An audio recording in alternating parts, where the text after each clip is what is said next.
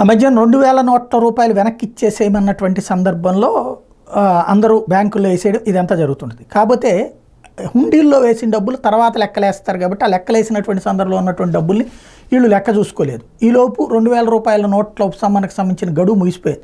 అయితే reserve bank of ఇండియాకి పంపిస్తే వాటిని తిరిగి చెల్లిస్తామని చెప్తా వచ్చింది.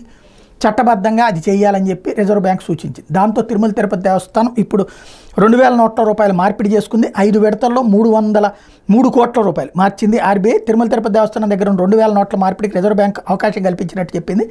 కేంద్ర ప్రభుత్వం 2023 అక్టోబర్ 7 నుంచి 2000 నోట్ల మార్పిడికి నిలిపివేసిన విషయం తెలిసిందే. అయితే కొందరు భక్తులు ఆ తర్వాత కూడా స్వామివారి హుండీలో వాటిని సమర్పించారు.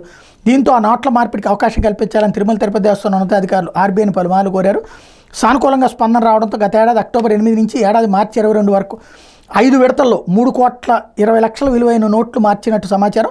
2016లో జరిగిన నోట్ల రద్దు సమయంలో తిరుమల తిరుపతి దేవస్థానం వద్ద పోగైన సుమారు 50 కోట్ల రిజర్వ్ బ్యాంక్ తీసుకోలేదు. దీని మీద అప్పటి తిరుమల తిరుపతి దేవస్థానం చైర్మన్ వైవి సుబ్బారెడ్డి కేంద్ర ఆర్థిక మంత్రి దృష్టికి తీసుకెళ్లిన ప్రయోజనం లేకపోయింది. అప్పుడు 500, 1000 నోట్లు, ఇప్పుడు 2000 మాత్రం తీసుకున్నారు.